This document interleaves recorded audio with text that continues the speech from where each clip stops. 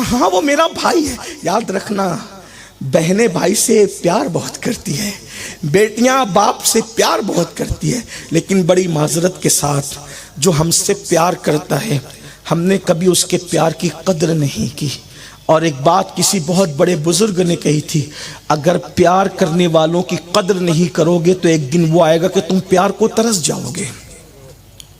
پیار بھیک میں بھی مانگو گے تو نہیں ملے گا. میں ان جوانوں سے کہتا ہوں جو لڑکیوں سے فلم کی اور سیریل دیکھ کر کے لڑکیوں سے ناجائز تعلقات پیار کے نام پہ کرتے ہیں, اگر پیار تمہارے دلوں میں اتنا ہی دریا کے حوالے سے ٹھاٹے مار رہا ہے, موجے مار رہا ہے, تو بہن بھی تو ایک عورت ہے, اس سے کیوں پیار نہیں کر لیتے؟ یہ ماں کے گھر اگر کبھی بچوں کی چھٹیاں گزارنے تو بھابھی کے ماتھے پر شکن دیکھو اور بھائی کے ماتھے پہ شکن دیکھو. نادان مولائے کائنات روتے تھے مسجد میں بیٹھ کر, مولا ہفتہ ہو گیا کوئی مہمان نہیں آیا, اور تو جس سے راضی ہوتا ہے مہمان بھیجتا ہے, ناراض ہوتا ہے مہمان روک لیتا ہے. آخر میرے گھر مہمان کیوں نہیں آیا, کہیں تو مجھ سے ناراض تو نہیں ہو گیا؟ جب عام مہمانوں کے انتظار کا یہ عالم ہے تو بھائی بہن اگر مہمان بن کر آئے تو پھر مقام کیا ہوگا؟ بہن کا کیا مقام ہے؟ 2 روایت پڑھوں گا, اگر ٹائم رہا تو اور آگے بڑھیں گے, وقت میں گنجائش رہی. آج ہم لوگ پورے دین پہ عمل نہیں کر رہے ہیں. یاد رکھنا جو وہ اسلام چند رسومات کا نام نہیں, 5-6 نکات کا نام اسلام نہیں. اسلام مکمل نظام زندگی. برا ہو انگریزوں کی میز سے مسلک لینے والوں کا, جنہوں نے امت کو 4-6 نکات کے اندر بالکل ایسا الجھا دیا کہ انہیں اور کسی چیز کی خبر ہی نہ رہی. تمہیں کالی گھٹاؤں کا نہیں پہچاننا آیا, اندھیرے سے دھواں اٹھتا اور تم کہتے ہو ساون ہے. کیفیت انسان کی یہ ہو گئی. یاد رکھنا اللہ کے رسول علیہ السلام ارشاد فرماتے ہیں, جیسے تمہارے گھروں میں, مفہوم کے طور پہ عرض کر رہا ہوں, تمہارے گھروں کی چھتوں پہ جھومر لٹکے ہوتے ہیں, اللہ کے عرش پر رشتے لٹکے ہوئے ہیں جھومر کی شکل میں, اور وہ رشتے اللہ سے کہتے ہیں اللہ جب تک لوگ ہمیں جوڑے رہیں تو ان کو اپنی رحمت سے جوڑے رکھ, اور جو ہمیں توڑ دے تو ان کو اپنی رحمت سے دور فرما دے. حدیث پاک میں آتا اللہ کے رسول فرماتے ہیں رشتوں کو توڑنا وسترے کی طرح ہے. جیسے وسترہ انسان کے بال کو مونڈ دیتا ہے, ویسے رشتوں کو توڑنا انسان کے ایمان کو مونڈ دیتا ہے. آج کہاں ہے بھائی کی بھائی سے کہاں بن رہی ہے, بہن بھائی میں کہاں بن رہی ہے؟ بہن آتی ہے ماں کے گھر, اگر کبھی بچوں کی چھٹیاں گزارنے تو بھابھی کے ماتھے پر شکن دیکھو اور بھائی کے ماتھے پہ شکن دیکھو. نادان مولائے کائنات روتے تھے مسجد میں بیٹھ کر, مولا ہفتہ ہو گیا کوئی مہمان نہیں آیا, اور تو جس سے راضی ہوتا ہے مہمان بھیجتا ہے, ناراض ہوتا ہے مہمان روک لیتا ہے. آخر میرے گھر مہمان کیوں نہیں آیا, کہیں تو مجھ سے ناراض تو نہیں ہو گیا؟ جب عام مہمانوں کے انتظار کا یہ عالم ہے تو بھائی بہن اگر مہمان بن کر آئے تو پھر مقام کیا ہوگا؟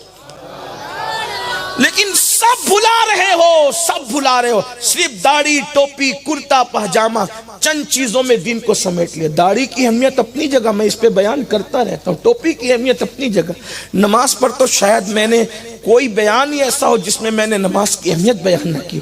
لیکن ایک بات آج عنوان ہے تو میں آپ کو کہہ رہا ہوں, رشتوں کو بھلانا وہ ہے, فرمایا گیا جس نے قطع رحمی کی. قطع رحمی یعنی رشتوں کو توڑنا ایسے وسترے کے مانند ہے کہ وسترہ بال مونڈ دیتا ہے اور رشتوں کو توڑنا ایمان مونڈ دیتا ہے.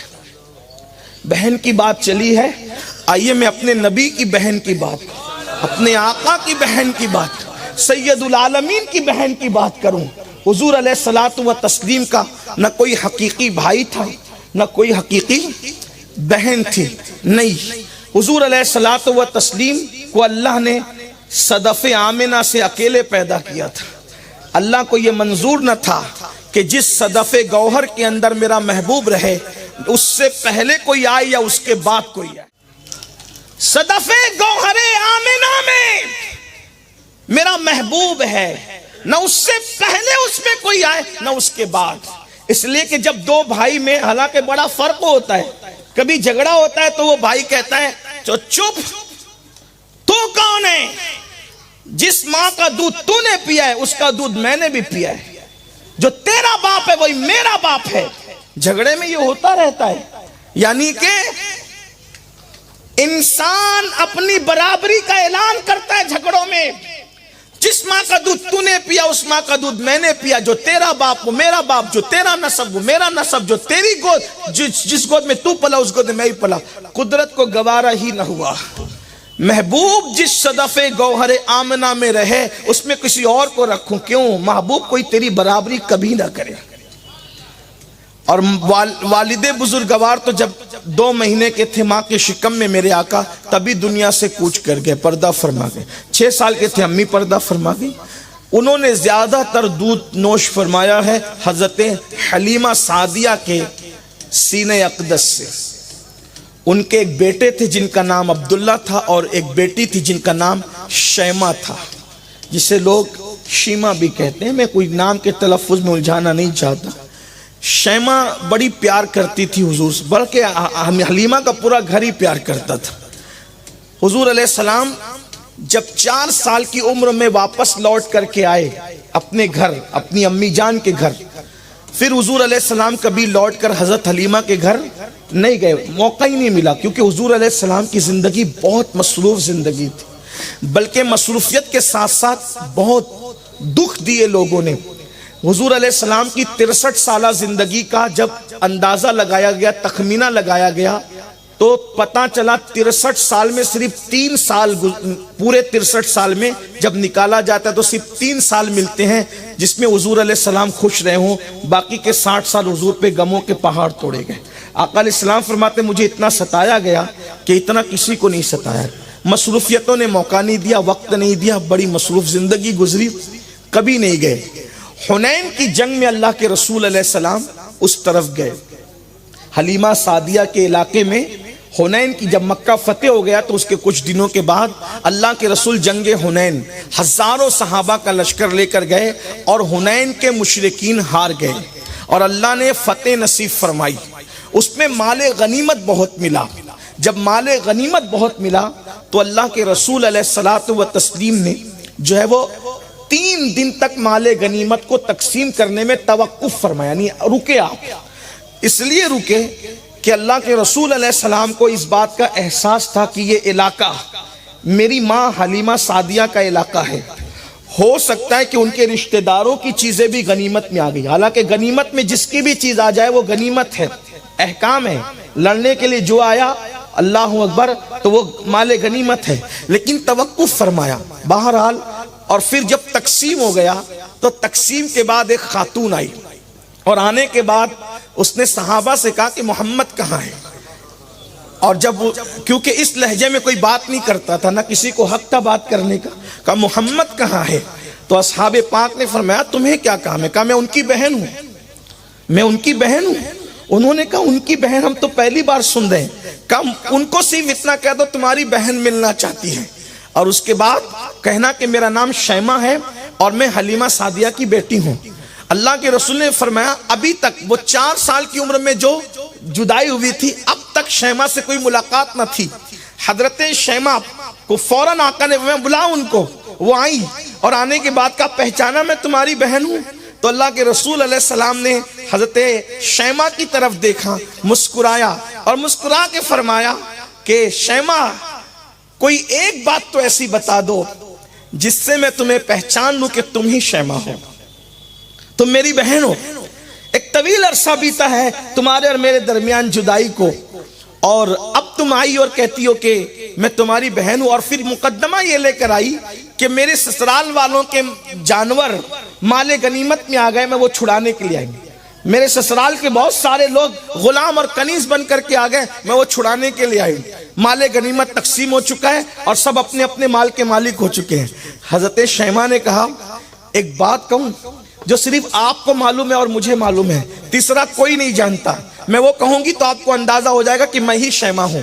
کہا بتاؤ، کہا کہ ایک دن آپ میری گود میں آنا نہیں چاہتے تھے اور میں آپ کو زبردستی لے جانا چاہتی تھی۔ کبھی ایسا ہوتا ہے نا، کچھ بچے ایسے ہوتے ہیں جو بہت چھوٹے بچوں کو لیتے ہیں لیکن بچے جانا نہیں چاہتے، تو بطور فطری تقاضا کیا ہے کہ بچے پھر غصے میں آ کر کے یا تو ہاتھ کھینچ لیتے ہیں یا تو ناخون سے تراش لیتے ہیں، اور جب بہت زیادہ جب وہ غصہ شباب پہ ہوتا ہے تو بچے دانت کاٹ لیتے ہیں۔ ایسا ہی ہے، یہ فطرت ہے بچوں کی۔ اللہ اکبر۔ اور شیمہ نے کہا آپ آنا نہیں چاہتے تھے اور میں لے جانا چاہتی تھی، میں نے زبردستی آپ کو اپنے کندھوں پہ اٹھا لیا، تو آپ نے جو ہے وہ غصے میں آ کر کے میری گردن پر جو ہے وہ آپ نے دانت کاٹے تھے، آپ نے وہ دانت کاٹے تھے۔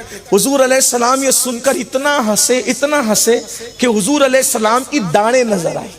حضور کہاں لگا کہ کبھی ہنستے نہیں تھے، کبھی کہاں لگا کہ نہیں ہنسے، اور اس دن بھی کہاں نہیں لگایا، لیکن اتنا تبسم فرمایا، اپنی شان کے مطابق ایسا ہنسے کہ داڑیں نظر آئی۔ یہ ایک دم آخری درجے کا حضور کا مسکرانا تھا، جب داڑیں وہ بھی کبھی کبھی نظر آتی تھی، داڑھ شریف نظر آئی۔ حضور یہ واقعہ یاد کر کے اس سے بہت لطف کہا، تم نے سچ کہا۔ حضور نے یاد کیا اس کو، اور اس کے بعد پھر آنکھ سے آنسو جاری ہو گئے، اور پھر صحابہ سے فرمایا، لوگوں یہ میری بہن ہے، کون ہے میری خاطر جو اپنا مال غنیمت اس کے لیے وقف کرتا ہے، اس لیے کہ یہ بہن ہے اور بہن کے سسرالی رشتہ داروں کا مال بطور مال غنیمت ہمارے پاس آ گیا ہے، اس لیے میں کہتا ہوں کہ میں نے اپنا مال بھی اس کو دے دیا، تم بھی اپنا مال دے دو۔ جب صحابہ کرام نے دیکھا کہ اللہ کے رسول نے خود اللہ اکبر خمس کو ان کے حوالے کر دیا، تو سارے صحابہ نے وہ مال ان کے حوالے کر دیا، اور لوگوں کو بتایا کہ جب دودھ پلانے والی ماں کی بیٹی رضائی بیٹی کا میں اس قدر اکرام اور احترام کرتا ہوں، تو تمہیں سگی بہنوں کا کتنا احترام کرنا چاہیے۔ اور پھر بہت عزت کے ساتھ ان کو بٹھایا، اور بٹھا کے کہا، اب میں آپ سے پوچھتا ہوں، آپ کا بھائی آپ کو ملا نا، اب آپ میرے پاس رہنا چاہو گی یا آپ اپنی سسرال میں لوٹنا چاہو گی؟ تو شیماء نے کہا کہ میں اپنی سسرال جانا چاہتی ہوں۔ بعض لوگ کہتے ہیں، بلکہ اکثریت، کہ وہ ایمان لائی اور ایمان لا کے شرف صحابیت سے جو ہے وہ انہوں نے تمغہ حاصل کیا اور وہ لوٹ گئی۔ یہ بہن کا خیال تھا اللہ کے رسول علیہ السلام کو۔ آئیے ایک روایت اور ہے جس کو فقیہ ابو اللہ سمرقندی نے لکھا ہے۔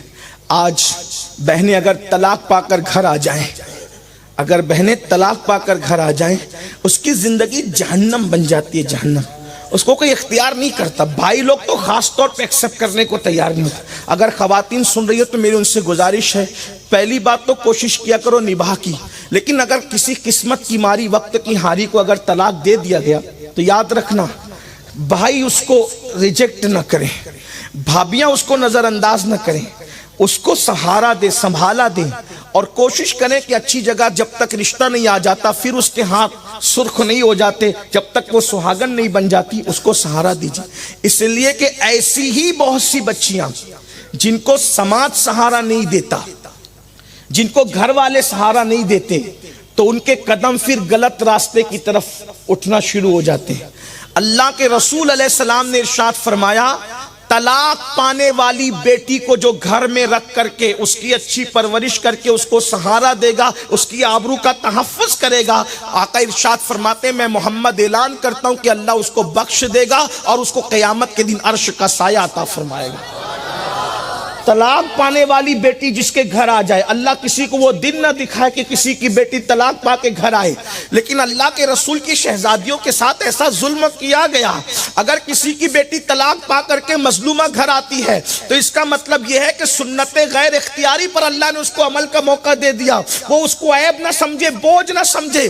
اپنی بیٹیوں کو، اپنی بہنوں کو، اپنی پوتیوں کو جو اللہ نہ کرے طلاق پا کے گھر آئے تو ان کی عزت اسی طرح کرو جیسے گھر کی ہر عورت کی عزت کی جاتی ہے۔ اس کو ذلیل نہ سمجھو، اس کو رسوا نہ سمجھو، اس کو تانا نہ دو، کیونکہ حضور علیہ السلام نے طلاق پا کر آنے والی بیٹی کی پرورش کرنے پر عرش کے سائے میں جگہ اور مغفرت کی بشارت عطا فرمائی ہے۔ آپ ابن حجر رحمت اللہ علیہ کو اٹھا کر کے پڑھیں، اللہ اکبر۔ لیکن بہت سارے لوگوں کا حال یہ ہے، بہن مہمان گھر کے بن کر گھر آ گئی، یا پھر اسی طرح سے طلاق پا کر گھر آ گئی، یا کوئی مسئلہ ہو گیا، بھائی کوئی رسپیکٹ نہیں کرتا اس کا، بھابھی کا تو تیور ہی بدلا ہوتا ہے۔ میں صرف خواتین سے کہتا ہوں، جو حادثہ تمہاری ننن کے ساتھ ہو رہا ہے، اللہ نہ کرے اگر وہ تمہارے ساتھ ہوتا تو تم کیا کر لیتے؟ اسلام ایک دوسرے کو سہارا دینے کی بات کرتا ہے، درد دل کے واسطے پیدا کیا انسان کو، ورنہ عبادت کے لیے کچھ کم نہ تھے کرو بیان۔ جس مذہب میں کتے کو پانی پلانے پہ جنت ملتی ہے، اگر آپ کی ننن گھر آ گئی ہے لوٹ کر کے قسمت کی ہاری وقت کی ماری، اگر آپ اس کا دل خوش کرو گے تو اللہ آپ کو اجر عطا کرے گا، جنت عطا کرے گا، بخشش عطا کرے گا۔ اور بھائیوں سے بھی کہتا ہوں، تو فقیر لکھتے ہیں وہ جو بات ہے وہ ادھوری نہ رہ جائے، فرماتے ہیں کہ ایک اجمی تھے اور وہ دور قرون اولیٰ کا دور تھا، حضرت مالک الدینار جیسے اولیاء اس زمانے موجود تھے۔ فقیر لکھ رہے ہیں اپنی کتاب میں کہ وہ عجم سے ہجرت کر کے مکہ شریف آ گئے۔ بہت دل کے کان سے سننا، یہ بات بہت اہم ہے، دل کے کان سے۔ بہت بڑے ولی تھے وہ، ہجرت کر کے آنے والے لوگ ان کو ولی کہتے تھے، وہ ولی تھے بھی، بہت بڑے ولی تھے، عجم کے ولی۔ اپنا عجم چھوڑ دیا، عجم کے عرب کے علاوہ جتنا علاقہ ہے سب کو عجم کہتے ہیں، تو عجم چھوڑ دیا اور مکہ شریف چلے گئے۔ پوری رات عبادت کرتے تھے اور ہر دن روزہ رکھتے تھے وہ۔ تو اس دور میں ایک اور بزرگ تھے، ان کو سفر پہ روانہ ہونا تھا۔ وہ سفر پہ جانے لگے تو ان کے پاس گولڈ تھا، سونا۔ تو انہوں نے سوچا کہ اتنا سارا سونا ہے، سفر میں لے جاؤں گا تو کہاں رکھوں گا، لٹ جاؤں گا، کیونکہ اس دور میں پیدل، کھچر، گھوڑے اور اونٹوں پہ سفر ہوتا تھا، گدھوں پہ سفر ہوتا تھا۔ لوگ تو یوں بھی کچھ لے جانے کی ہمت، بلکہ لوگ سفر کی بھی ہمت نہیں کرتے تھے، اتنا کلو سونا وہ کہاں لے جاتے۔ تو مکے کی سرزمین تھی امن و امان کی، انہوں نے کیا کیا، انہوں نے سوچا کہ میں یہ سونپوں کس کو، دوں کس کو۔ تو انہوں نے سوچا یار جو شخص پوری رات عبادت کرتا ہے، غلاف کعبہ پکڑ کے روتا ہے، بلکتا ہے، دن کو روزہ رکھتا ہے، اسی کو سونپ دوں، یہ دیانت دار اور ایماندار انسان ہے۔ تو وہ سونے کی امانت گولڈ انہوں نے ان کو دے دیا، میں سفر پہ جا رہا ہوں، جب میں واپس آؤں گا تو تم سے لے لوں گا۔ انہوں نے کہا بہت اچھا۔ امانتوں کا سلسلہ اس دور میں چلتا تھا، بینکوں کا سسٹم نہیں تھا، لوگ نیک لوگوں کے پاس، امانت دار لوگوں کے پاس اپنی امانتیں رکھتے تھے۔ گئے، اتفاق سے وہ جو دوسرے اللہ والے بندے تھے، نیک بندے، وہ مکے ہی کے تھے۔ جب وہ سفر سے واپس آئے تو ان کو خبر ملی کہ جس کے پاس وہ سونے کی گولڈ کی امانت رکھ کر گئے تھے اس کا انتقال ہو گیا۔ یہ تو تباہ ہو گئے، رونے پیٹنے لگے، یا اللہ اتنی زندگی بھر کی کمائی تو اب وہ بندہ ہی چلا گیا، تو میں کس سے بات کروں۔ تو انہوں نے اپنے مسئلے کے حل کے لیے حضرت سیدنا مالک الدینار کے پاس آئے اور مالک بن دینار سے کہا مالک میرا مسئلہ حل کر دیجئے۔ اتنا بڑا اللہ کا ولی تھا، برگزیدہ نیک بندہ تھا حضرت، میں نے اس کے پاس سونا رکھا اور اتفاق سے اس کا انتقال ہو گیا، سفر سے واپس آیا، اب میں کیا کروں۔ انہوں نے فرمایا پریشان نہ ہو، وہ نیک تھا، ہاں نیک تھا، ایک کام کرو، شب جمعہ میں جب آدھی رات گزر جائے، شب جمعہ میں جب آدھی رات گزر جائے تو ملتزم جو کعبہ شریف کا دروازہ اور حجر اسود کا حصہ ہے بیچ کا، ملتزم اور مقام ابراہیم کے درمیان آدھی رات گزرنے کے بعد جانا، وہاں نیک لوگوں کی روحیں آتی ہے شب جمعہ میں، جمعہ کی شب میں۔ اگر وہ بندہ نیک تھا تو آپ اس کو کہنا کہ اے فلاں بن فلاں مجھ سے بات کرو، اگر وہ واقعی نیک تھا اس کی روح تم سے انشاءاللہ بات کرے گی۔ اب یہ کام چونکہ اللہ کا ایک ولی بتا رہا تھا تو کچھ لوگوں کو یہ بھی لگتا ہے کہ روح سے کیسے بات ہو سکتی ہے، اب بھی لوگ کرتے ہیں۔ کشف القبور اور اولیاء اللہ سے گفتگو مراقبے میں، مکاشفے میں ہوتی ہے، اس میں اہل سنت کا کوئی اختلاف نہیں ہے۔ بہرحال وہ ایک، بلکہ غریب نواز نے بھی وہ اعمال بتائے، بہت مشکل بھی نہیں ہے، آسان ہے، اگر کوئی بندہ کرے تو اللہ اس کو بھی یہ شرف عطا کرتا ہے۔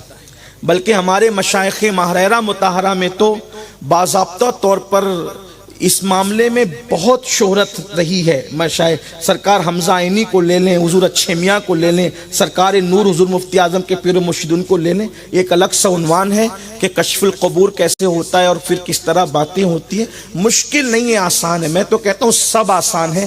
انسان تو اللہ والا بن جا، اللہ کا بندہ بن جا، دل صاف کر، کینے سے پاک کر، بغض سے پاک کر، حسد سے پاک کر، انشاءاللہ دیکھ، میں تو کہتا ہوں پھر کسی عمل کی بھی ضرورت نہ پڑے۔ اللہ جب خدا جو ہے وہ اپنے جلووں سے پردے اٹھا دیتا ہے تو پھر بندوں سے پردے اٹھنا کون سی بڑی بات ہے۔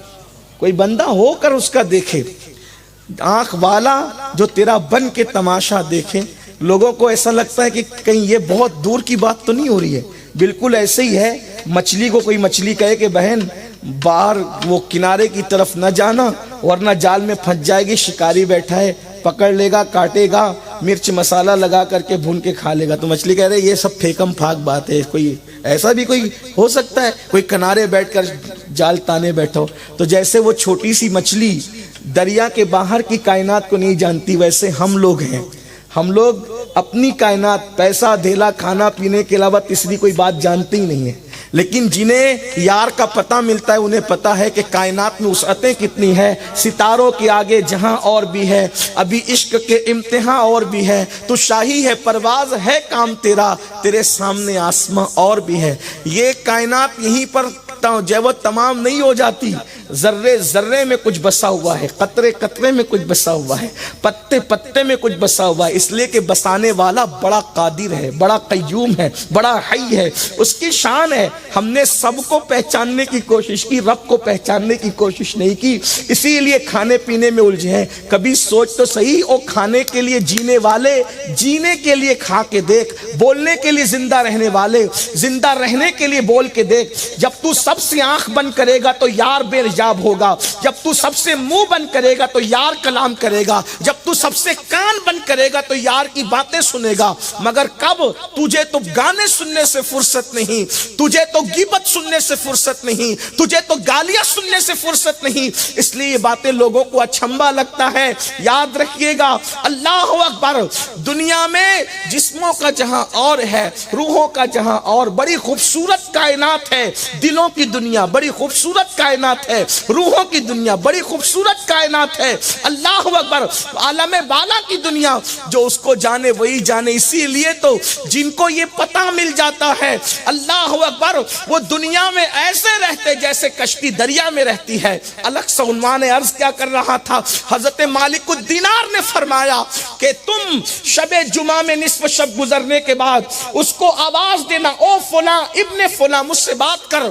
اگر وہ واقعی نیک تھا, پرہیزگار تھا تو بات کرے گا. وہ گئے شب جمعہ میں نصف شب کا انتظار کرنے لگے, گزر گئی تو آواز لگائی, او فلاں بن فلاں, اے اجمی اللہ کے ولی مجھ سے بات کر. 3 بار پکارا, کوئی جواب نہیں آیا. حضرت مالک بن دینار کے پاس آئے, کہا حضرت کوئی جواب نہیں آیا. کہا انا للہ و انا الیہ راجعون. تو جس کو نیک سمجھ رہا تھا وہ نیک نہیں تھا. کوئی ضروری تو نہیں کہ جس کو لوگ نیک سمجھے وہ نیک ہے. یاد رکھنا, اگر لوگ آپ کا تعارف کراتے وقت آپ کو نیک کہیں تو پھولنا مت, اس لیے کہ جو پیا من بھائے وہی سہاگن کہلائے. پوری دنیا ولایت کا ڈنکا بجا رہی ہو اور یار ناراض ہو, آپ سے زیادہ نکما اور ناکام کوئی نہیں ہے. اور پوری دنیا گالیاں دے رہی ہو اور یار راضی ہو تو تم سے بڑھ کر کے کامیاب کوئی نہیں ہے. جو پیا کو بھائے اختر وہ سہانا راگ ہے, جس سے ناخوش ہے پیا وہ راگنی اچھی نہیں. لوگوں کی بات کا کیا اعتبار ہے؟ لوگ تو ہیرو اور نچنیوں کی بھی تعریف کرتے. تعریف کے پیچھے مت جاؤ, تعریف کے پیچھے مت جاؤ. یار کی نظر میں کیا مقام ہے وہ دیکھو, خدا کی بارگاہ میں کیا مقام ہے وہ دیکھو. ایک شخص نشے میں ڈولتا ڈالتا جا رہا تھا. سرکار جنید بغدادی نے کہا یہ نشہ کرنے والے لوگ بھی اللہ کے یہاں محبوب ہیں. غیب سے ندا آئی, جنید وہ شراب کے نشے میں نہیں لڑکھڑا رہا ہے, ہمارے عشق کے نشے نے اس کو لڑکھڑا دیا. آپ بدگمانی کیوں کرتے ہیں؟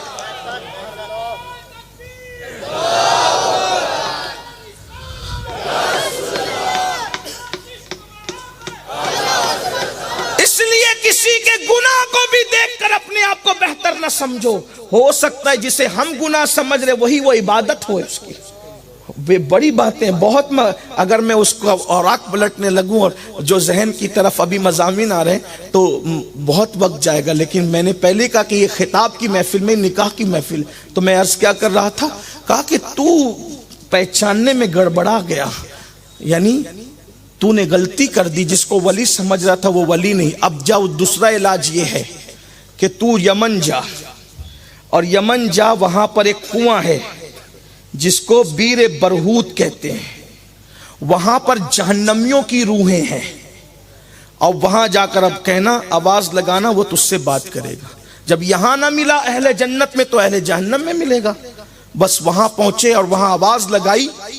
پہلے تو بہت چیخنے چلانے کی آوازیں آئی, لیکن جب وہاں آواز لگائی تو انہوں نے جواب دیا کہ تم یہاں کیسے آئے, بتاؤ کیا بات ہے.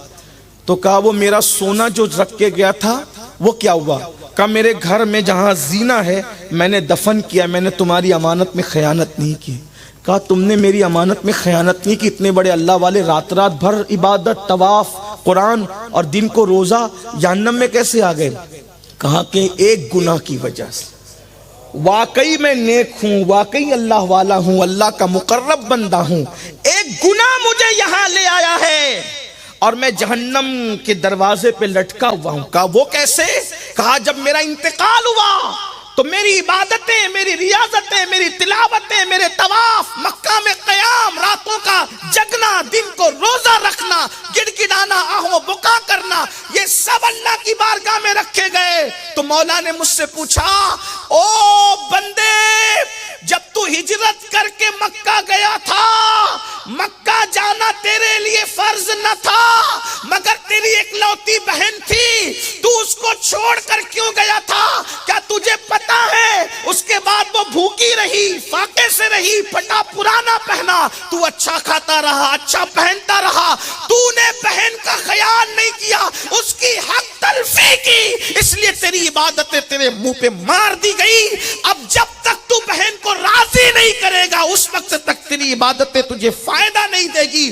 کہ اللہ تجھے جزائے خیر دے، سونے کی تلاش میں آنے والے، اگر میرا بھلا چاہتا ہے تو جا اور میری بہن سے مجھے میرے لیے معافی کرا دے کہ میں نے اپنی بہن کا خیال کیوں نہ کیا۔ ماں انتقال کر گئی تھی، بابا انتقال کر گئے تھے، بھئی سب کا مکے میں رہنا فرض تو نہیں ہے نا، سب کا مقدس بارگاہوں میں رہنا فرض تو نہیں، لیکن حقوق کی ادائیگی تو فرض ہے، رشتوں کا لحاظ تو ہم پہ لازم ہے۔ تو کہا ایک کام کر، تیرے سونے کے حوالے سے کوئی خیانت نہیں ہے۔ انہوں نے کہا کہ ٹھیک ہے میں پہلے سونا نکالوں۔ وہ گئے اور سونا ان کو وہیں مل گیا۔ اس کے بعد جب عجم کا سفر کیا تو واقعی جا کے دیکھا تو ان کی بہن بیچاری پھٹے لباس پر مفلسی کے عالم میں، بڑا عجیب معاملہ تھا۔ تو کہا اے بہن تم فلاں بن فلاں کو جانتی ہو؟ کہا ہاں وہ میرا بھائی ہے۔ یاد رکھنا بہنیں بھائی سے پیار بہت کرتی ہے، بیٹیاں باپ سے پیار بہت کرتی ہے، لیکن بڑی معذرت کے ساتھ جو ہم سے پیار کرتا ہے ہم نے کبھی اس کے پیار کی قدر نہیں کی۔ اور ایک بات کسی بہت بڑے بزرگ نے کہی تھی، اگر پیار کرنے والوں کی قدر نہیں کرو گے تو ایک دن وہ آئے گا کہ تم پیار کو ترس جاؤ گے، پیار بھیک میں بھی مانگو گے تو نہیں ملے گا۔ میں ان جوانوں سے کہتا ہوں جو لڑکیوں سے فلم کی اور سیریل دیکھ کر کے لڑکیوں سے ناجائز تعلقات پیار کے نام پہ کرتے ہیں، اگر پیار تمہارے دلوں میں اتنا ہی دریا کے حوالے سے ٹھاٹے مار رہا ہے، موجے مار رہا ہے، تو بہن بھی تو ایک عورت ہے، اس سے کیوں پیار نہیں کر لیتے؟ ماں بھی تو ایک عورت ہے، اس سے پیار کیوں نہیں کر لیتے؟ ماسی بھی تو عورت ہے، اس سے کیوں پیار نہیں کر لیتے؟ پھپھی بھی تو عورت ہے، آخر کسی لڑکی ہی سے پیار کیوں؟ اور وہ بھی ناجائز حرام، اور وہ بھی وہ پیار جس کے بارے میں اللہ کے رسول صلی اللہ علیہ وآلہ وسلم فرماتے ہیں جو عورت کو پاپ کی نظر سے دیکھے گا اس کی آنکھوں میں جہنم کی آگ بھری جائے گی، آگ کی سلاخیں ڈالی جائے گی، جہنم کی آگ کا سرما لگایا جائے گا۔ بتاؤ بس یہی پیار رہ گیا؟ پیار ہے تو سب کے لیے ہونا چاہیے، ایک لڑکی کے لیے مخصوص کیوں؟ وہ بھی ناجائز حرام۔ جو پیار عبادت ہے اس کو چھوڑ دیا، اور جو پیار جہنم میں لے جانے والا ہے وہ تو پیار ہے بھی نہیں، وہ تو پاپ ہے، وہ تو جرم ہے، وہ تو نجاست ہے، وہ تو گندگی ہے، اس میں ڈوب گئے۔ جس وقت اس بزرگ نے کہا فلاں بن فلاں کو جانتی ہو؟ کہا ہاں کیوں نہیں، وہ میرا بھائی تھا، بڑا نیک تھا۔ یہ کہہ کے رو پڑی۔ کہا کیوں رو رہی ہو؟ کہا کہ جب سے مکہ گیا ہے لوٹ کر نہیں آیا، انتظار کرتی ہوں کہ کب آئے گا، لیکن لوٹ کر نہیں آیا۔